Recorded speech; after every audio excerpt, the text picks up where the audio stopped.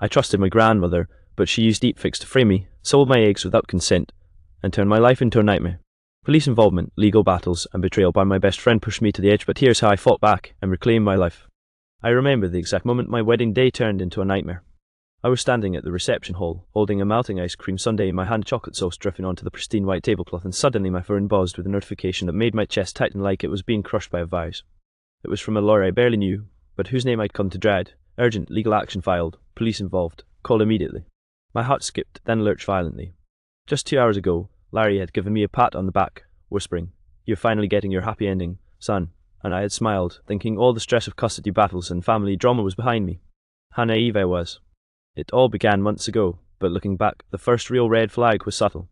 Samantha, my grandmother, a woman who had once been the warmest presence in my childhood, started sending me little friendly texts that didn't sit right. "Hope everything's perfect today," she'd write, followed by a wink emoji that somehow felt cold. I dismissed it as harmless eccentricity. After all, at 80, she was quirky but loving, or so I thought. Dinner started at precisely 6:30 p.m. The smell of grilled salmon mixed with candle wax and oddly enough cigarette smoke clinging to Larry's jacket. I noticed it immediately. It made my stomach twist. "Dad, did you step outside to smoke?" I asked, trying to keep my voice calm. He mumbled something about old habits and passed me a slice of lemon tart. I smiled, but my brain was already buzzing with unease. When the kids were little, Samantha used to read bedtime stories to them, tucking them in and leaving little notes hidden in shoeboxes. I'd find old letters, yellowed with age, folded neatly and carefully labelled. They felt like treasures back then. Now, every memory of her warmth came with a shadow, a gnawing sense that maybe she wasn't as innocent as I'd believed. The $450 car payment had been my biggest stress that week. My savings were thin, and I had to decide between covering it or paying the wedding caterer. Larry insisted he'd handle it, but the tension in his jaw told me he knew something I didn't. Meanwhile, Samantha's calls became more frequent, more insistent. She had started asking detailed questions about my life, my finances, my wife, questions that suddenly felt invasive, almost predatory. I tried to ignore it, diving into wedding prep. The hall smelled of fresh flowers, but there was always that underlying faint scent of cigarette smoke lingering around Samantha. I rationalized it, her habit, her age, but something about it grated on me, like the world had shifted ever so slightly off its axis. Then came the first truly weird incident. I was at the grocery store, picking up last-minute supplies, napkins, extra ice cream, some sparkling water. The clerk behind the counter froze when he saw me. "Wait, aren't you, Kenneth?" His voice dropped to a whisper. "From the news?" My blood ran cold. I blinked, confused. Yeah, that's me." He avoided my gaze, scanning the store as if expecting the police to swoop in. Whispers followed me down the aisles. I felt a surge of panic I hadn't known was possible in the middle of normal life. By the time dinner rolled around, my hands were shaking as I cut my salmon, forcing a smile for my wife. I thought back to the letters in the shoeboxes, the bedtime stories, the trust I had placed in Samantha. Was any of it real? My memory faltered. Was I remembering things correctly, or had I been manipulated without even realizing it? The first seeds of gaslighting were planted, and they would grow into a forest of doubt, making me question my own sanity. And then, at 7:15 p.m., the first lawyer's call came in during dessert. My ice cream sundae melted onto my lap as my phone rang again. I answered with trembling fingers. "Mr. Reynolds," said the voice, sad. "We need you to come in immediately. There's a complaint filed involving a criminal accusation." I froze. My life, my wedding, my reputation, all of it shattered in a sentence. I looked at Samantha across the room. Her smile seemed wider than usual, almost triumphant. In that moment, I understood I had trusted the wrong person with everything, and my nightmare had only just begun. The days after my wedding were a blur of panic and disbelief. I couldn't sleep. Every night I was haunted by nightmares where I was handcuffed in my own living room, Samantha's face looming over me, her grin impossibly wide. I started having panic attacks at the most random times, while brushing my teeth, while opening the mailbox, even during meetings at work. My therapist, Dr. Martinez, would later tell me it was classic trauma response. My brain had learned to anticipate danger everywhere, and the betrayal from someone I loved so deeply had rewired my thinking. It started small. A text from Samantha, innocuous enough, just making sure you're staying out of trouble, Kenny. We don't want any misunderstandings. My stomach twisted every time I read one. Misunderstandings. My own grandmother was planting seeds of doubt about me. I tried to shrug it off, telling myself I was imagining it. But then the red flags piled up. I remember one night vividly, when the kids were little. Well, they weren't little anymore, but the memory hit like a tidal wave. They had been toddlers when Samantha used to babysit, leaving them with snacks and bedtime stories, always watching me like I was part of some bigger plan. Now, sitting on the couch, I found an old shoebox in the attic. Inside were letters, but some were altered. Dates didn't match, the ink looked newer in places. My heart raced as I realized the trust I placed in those mementos might have been exploited. Every happy memory became a question mark. Larry noticed my tension. "Kenneth, you're not sleeping. You're skipping meals. What's happening?" I shook my head, unwilling to burden him further. He'd always been protective, but even he couldn't fully grasp the extent of Samantha's manipulations. The smell of cigarette smoke clung to him again when he visited, a subtle but constant reminder of her presence in our lives. Then came the betrayal I never saw coming. My best friend, Mike, someone I had confided in for years, invited me over under the guise of helping me sort things out. He had a beer in hand, slouched on the couch. "You know," he said casually, "Samantha's worried about you." I frowned. "Worried? How?" Mike chuckled, a little too comfortably. "She wants to make sure she has everything she needs if things go south legally." That's when I noticed his phone flashing with a recording app running. Panic surged through me. "Mike, you've been recording me?" My voice shook. "Everything I said?" He didn't even try to hide it. "She pays well, I'm just helping." My blood ran cold. How many conversations, secrets, and personal confessions had been weaponized against me? I wanted to throw up. My therapist later told me this secondary betrayal would compound the trauma because the people you trust the most become sources of danger. And Mike wasn't the only one. Small signs began surfacing everywhere, whispers at the grocery store, colleagues glancing nervously, and old neighbors avoiding eye contact.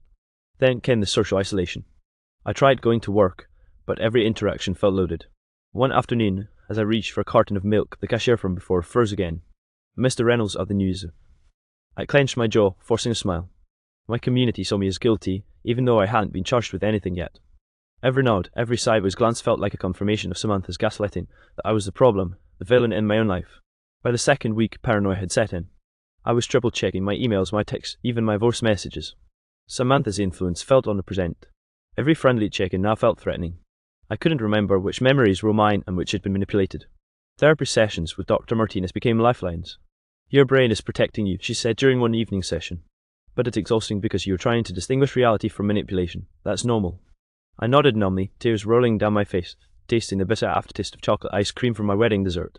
And yet, amidst the chaos, small truths started to surface. Larry helped me trace suspicious financial transactions. Samantha had access to some of my accounts, and that $450 car payment wasn't just a bill. It had been monitored, recorded, used to manipulate me further. The deeper I dug, the more I realized the nightmare wasn't just psychological. It was meticulously planned. It was during one late night investigation, paper spread across the kitchen counter, cigarette smoke from my dad's jacket clinging to my sleeves, that I realized Samantha's betrayal ran deeper than I'd imagined. She wasn't just undermining me emotionally, she was orchestrating my social and financial ruin with accomplices I hadn't even known existed. And worse, the people I loved and trusted were either complicit or easily manipulated into helping her. The wedding felt like a lifetime ago.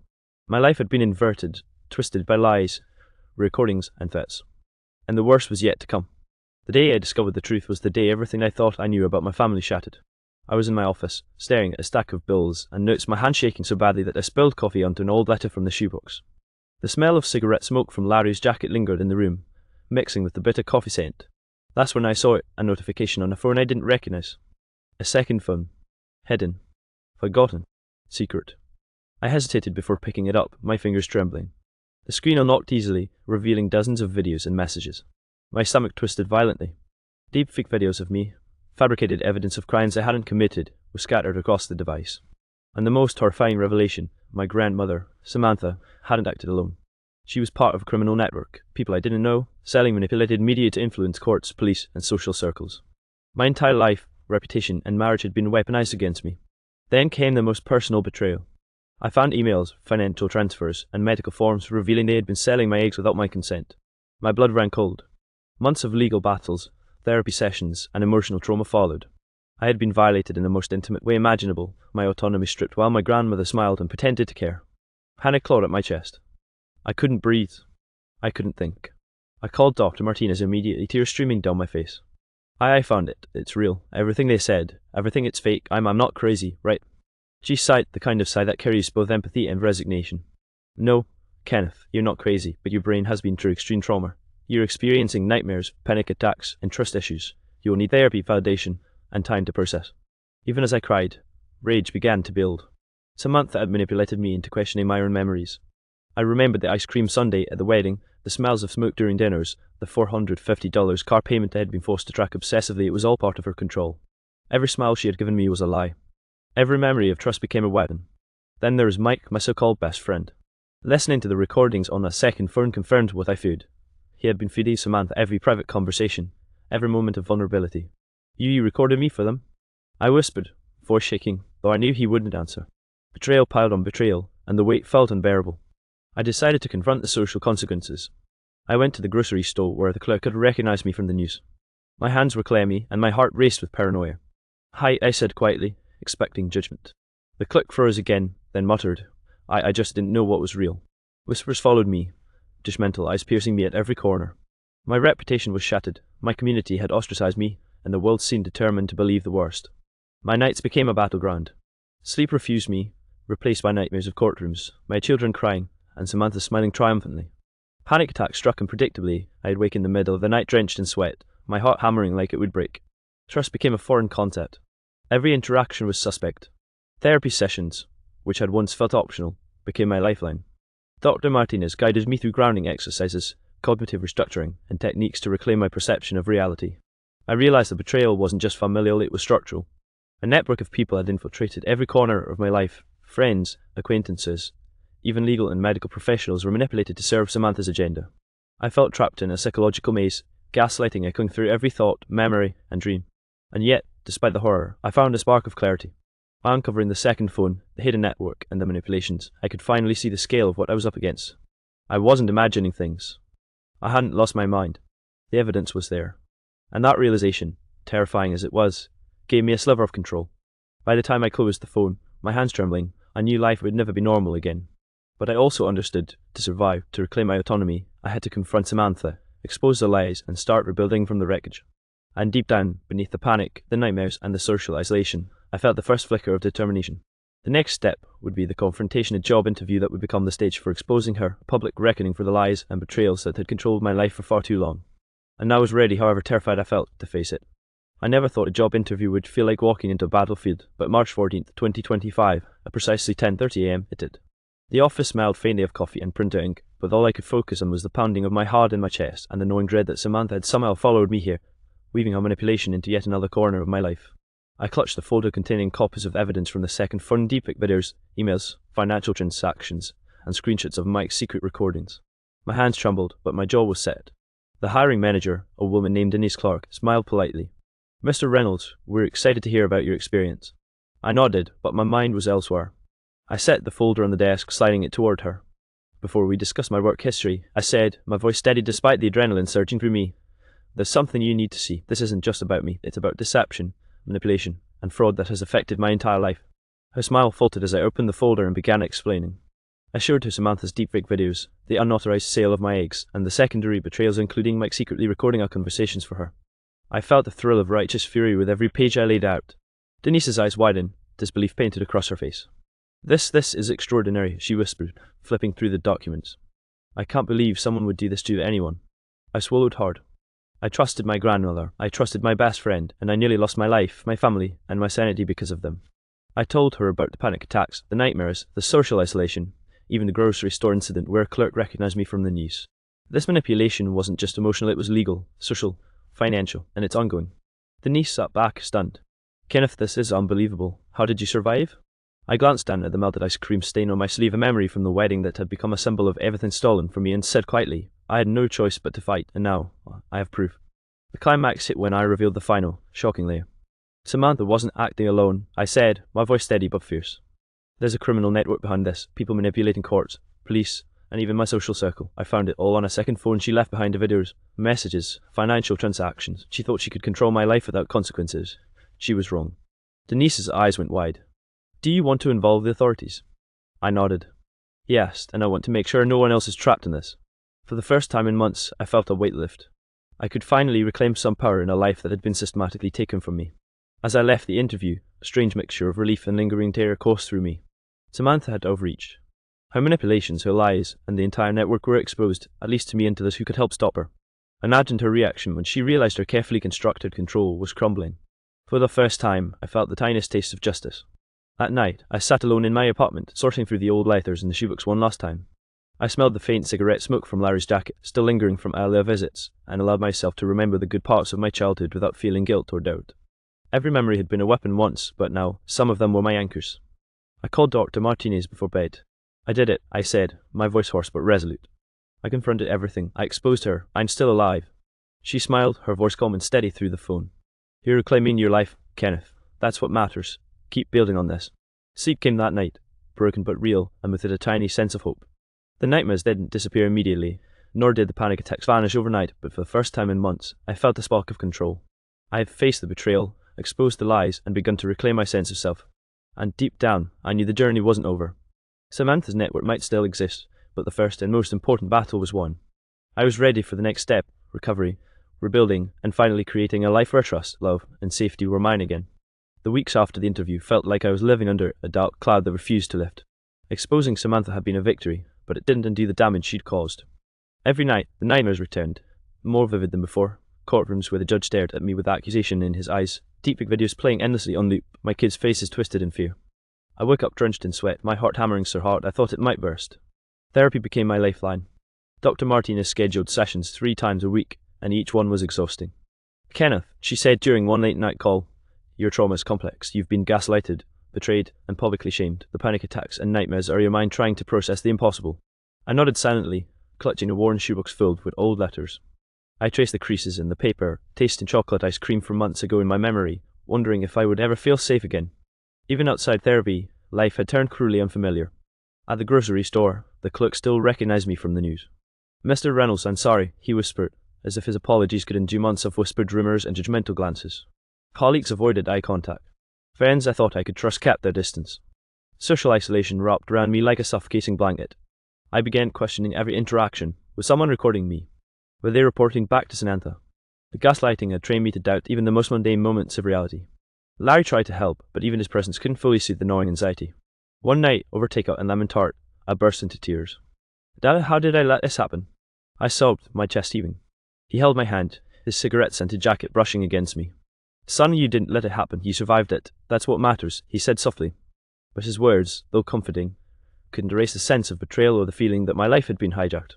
Sleep deprivation, anxiety, and the endless looping thoughts pushed me to rock bottom. I stopped eating regularly, forgot to pay bills, and almost missed the $450 car payment that had once felt like a minor stressor, but now seemed like an insurmountable mountain. Nights became a mix of staring at the ceiling, replaying deepfakes, and shaking with panic, and days were filled with cautious, measured movements, as if stepping wrong would trigger another catastrophe. Then came the breakdown that finally forced me to confront the severity of my situation.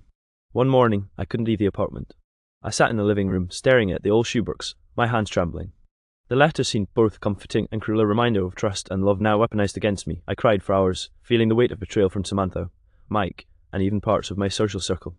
My trust in people, once my strength, felt shattered beyond repair. Dr. Martinez recommended a combination of therapy and structured support groups. "You need connection with people who understand," she said for me. That's when I first reached out to online survivor communities. I was terrified of judgment, of being ridiculed again, but slowly, tentatively, I shared my story. Responses flooded in, people who had faced manipulation, deepfakes, and betrayal. I wasn't alone. For the first time in months, I felt a tiny spark of hope. The social fallout was real and ongoing. A coworker whispered behind my back that my situation made others uneasy. Even casual acquaintances avoided inviting me to family gatherings. But each painful interaction reinforced one truth: Samantha's deception had affected my reputation. Yes, but it could not define who I was. My reality was still mine to reclaim. In those months, I began to notice subtle improvements. Panic attacks became less frequent, nightmares slightly less vivid. I started journaling, revisiting old memories not as weapons but as anchors. I reconnected with Larry in new, honest ways, talking openly about finances, trust, and boundaries. Even simple moments like tasting chocolate ice cream again without immediate nausea, or smelling the faint trace of cigarette smoke without anxiety felt like victories. By acknowledging the depth of the betrayal and allowing myself to feel the pain fully, I began to see the path forward. I was broken, yes, but not defeated. The rock bottom had shown me the reality of my trauma, and for the first time, I had a framework for rebuilding, one step at a time. Rebuilding my life after Samantha's betrayals felt like climbing a mountain barefoot. But March 2025 had been the turning point. After months of therapy with Dr. Martinez, late-night journaling, and countless heart-to-heart conversations with Larry, I began to reclaim pieces of myself that I thought were lost forever. The nightmares and panic attacks didn't vanish overnight, but I learned how to recognize them, breathe through them, and ground myself in reality. One of the first steps was creating boundaries. No more secret phones, no more unanswered texts from Samantha, and no tolerance for people exploiting my trust. Larry helped me enforce them. "You have to protect your peace," he said, handing me a cup of coffee and a slice of lemon tart one chilly evening. The scent of cigarette smoke lingered faintly from his jacket, a small reminder of our shared history, but now it felt familiar, not threatening. I also began reaching out to survivors of manipulation, gaslighting, and legal abuse. Online communities evolved into real-life support groups. We shared stories, cried together, and celebrated small victories. Meeting people who had endured deepfakes, unauthorized medical exploitation, or betrayal by family members validated my experience in ways therapy alone could not. For the first time in months, I felt understood. Their support became my armor. Financial recovery was another battlefield. The $450 car payment, once a looming stressor, became a symbol of small, manageable steps. I tracked expenses, rebuilt my credit, and took legal action to reclaim control over assets manipulated by Samantha. Every transaction felt like a reclaiming of autonomy, a refusal to let her influence dominate my life anymore. Perhaps the most profound healing came from reclaiming my memories. I revisited the old shoebooks, the letters, and my children's childhood photographs. This time, I approached them with intentionality, separating genuine moments of love from the manipulation Samantha had engineered. I even let myself enjoy chocolate ice cream without fear, savouring the taste as a symbol that life could still hold sweetness. Socially, I began to test the waters again. I went to local grocery stores, restaurants, and small community events. The whispers and sideways glances persisted, but I met them with calm and confidence. I no longer needed validation from strangers. The truth of my experience, the support of my network, and my own awareness were enough.